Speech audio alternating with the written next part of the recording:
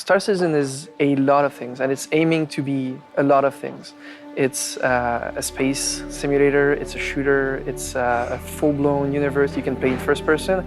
It's a lot of stuff at the same time.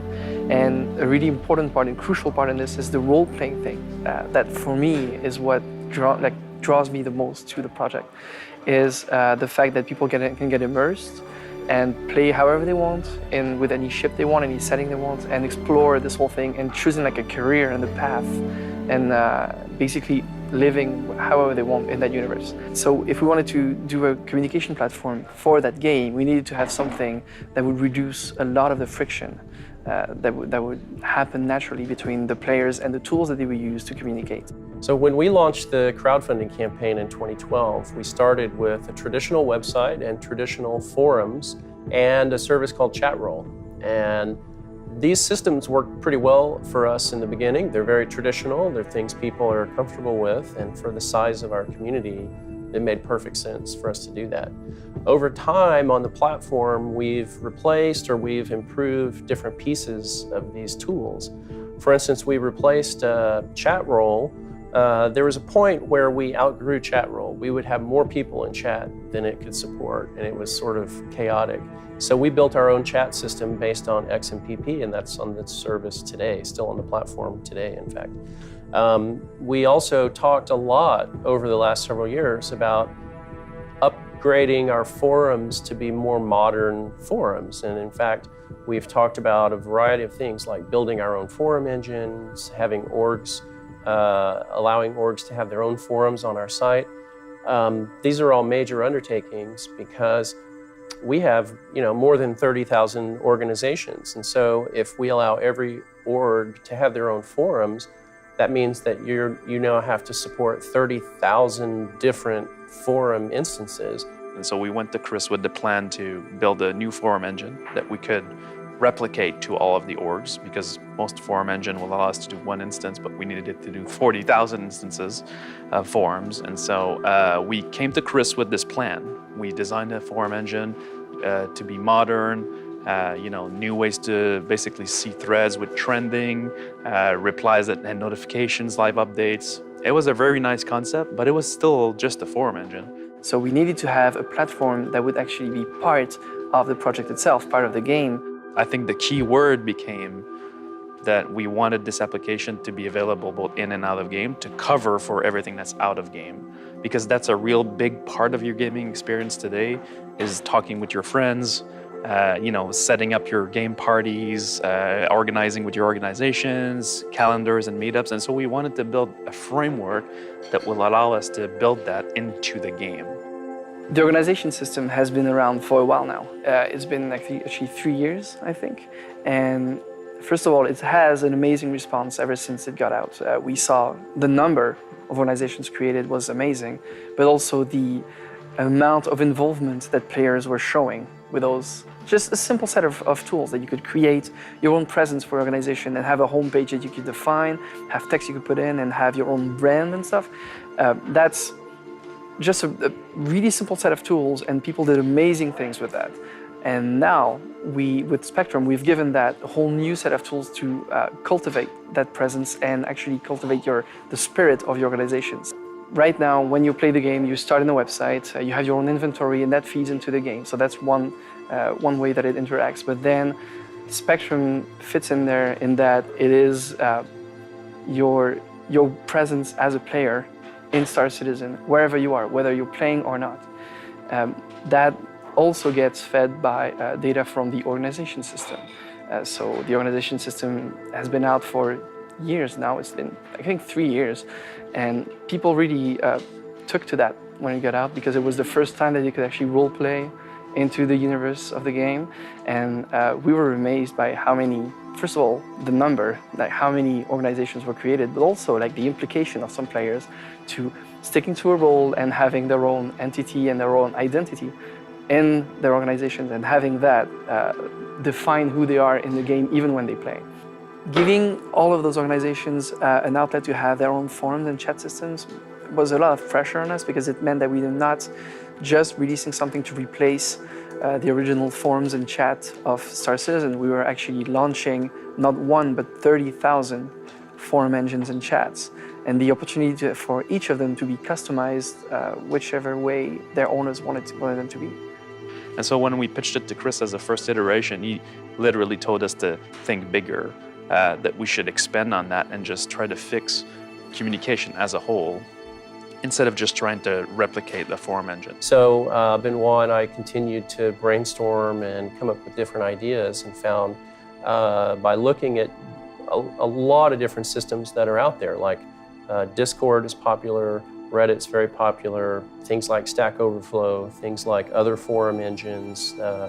We decided that we could tackle the challenge of building our own system that integrates all of these things. And we started to design an application that would be unique to Star Citizen, that could bridge this gap between the web experience that you get and the in-game experience that you're going to get when the game is fully integrated.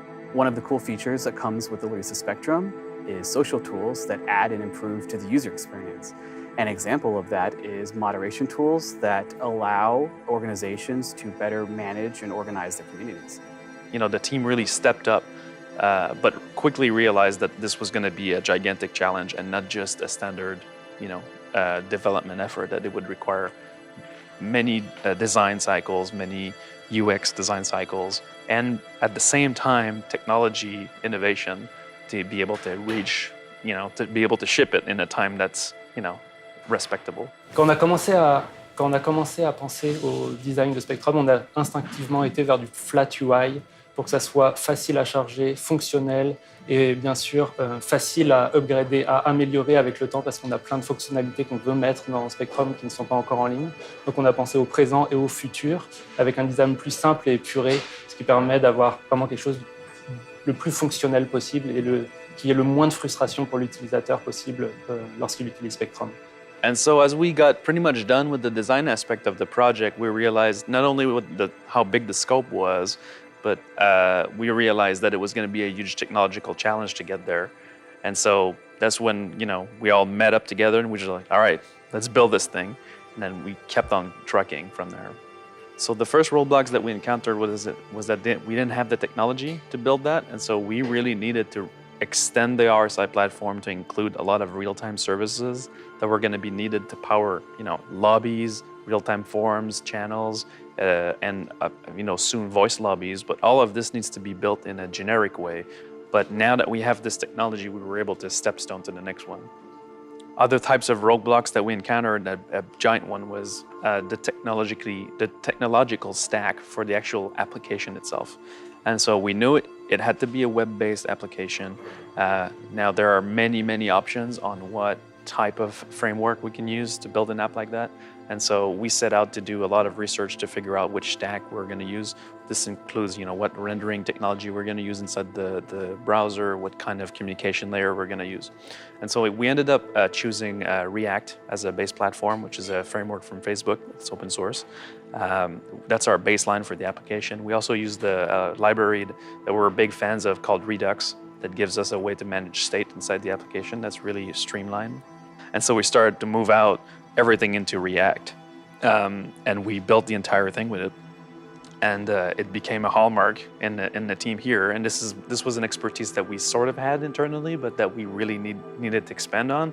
And so a lot of the team members that joined the Spectrum team were, initially not very proficient in this technology, but then really learned quickly based on Laurent's work in order to really facilitate getting the rest of the features online. And so we were able to basically silo that up between developers. And so, people would focus on a specific set of features, build it out without interfering with the others, and then bring that into the main line so we could iterate quickly. And so that was a really big win, because building traditional apps, HTML5 apps like we did in the past, like the original RSI platform, would not have scaled to this kind of functionality and state transition. And so we're really happy about that. And so other types of roadblocks that we hit was on the server side. And so there's a special use case for a web application that's different when you think about online connections. And so the Spectrum is using WebSocket connections for everything, which is a way for us to get real-time updates on the client. And so one of the major roadblocks we hit really early was the fact that are, let's say you compare the game to Spectrum. In game, you're going to have only one connection per account or per character, right? And so the way the servers manage it is that you're connected once. On Spectrum, though, you can have multiple connections, and so you can have multiple tabs open. You can have one tab open in the game, one tab open in your browser, one on your phone, and so you're connected multiple places. And so we have all this class of problems that come from that. Like which connection is active, which connection is inactive.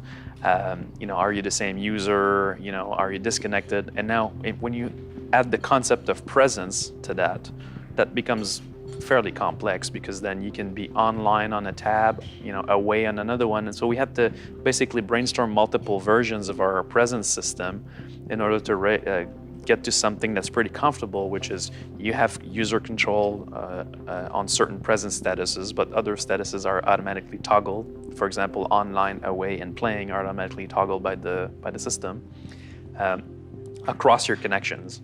And so are you also offline, right? So if all your connections go offline, then you're offline, but then if you're reconnected from your mobile, then you're online, right? And so there's this whole differentiation between online, offline, and then presence details that come in. And so our first iteration of our prototype was very, very simple. And we had a single threaded presence system that was over there. But then we quickly realized when we started having multiple connections and that, this was not going to scale. And so we had to bring other engineers in to basically build the proper presence service, which also turns out to be the first contact point that we had with the game, which was really exciting for us, because then we were able to get your presence status from the game, whether you're in menus, in the Star Marine, and Arena Commander, in your hangar, into Spectrum. And so, you're online, and then you go online in the game, and then it changes. And that for us was like a super kick-ass moment, because it's like, wow, now we're bridging this gap, and that's the vision for this application, right? And that's the first wall that we're breaking down between the game and Spectrum, and it's not going to be the last.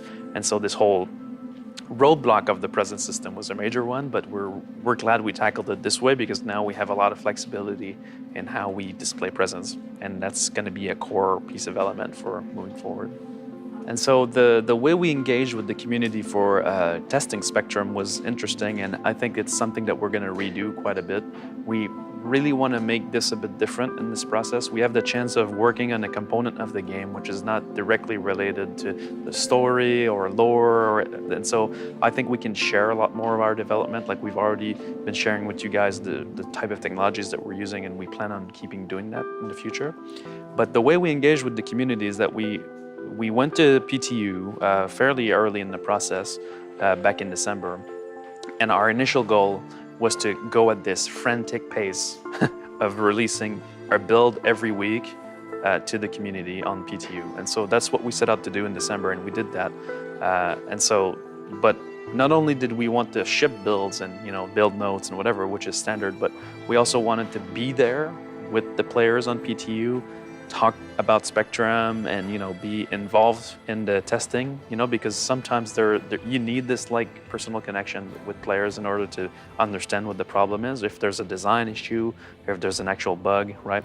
And so this frantic pace, we kept it for up to the launch in February, and so we're really happy about that, because it gave us this proximity with players that allowed us to change the app entirely. Like you can ask any members of the Evocati group, Spectrum version 0.1 and version 0.3, what's the difference? It's pretty major, because we've listened to feedback quite a bit initially to be able to fix. It's all in small details, which is there's broad strokes, but a lot of small details got adjusted that were a big deal.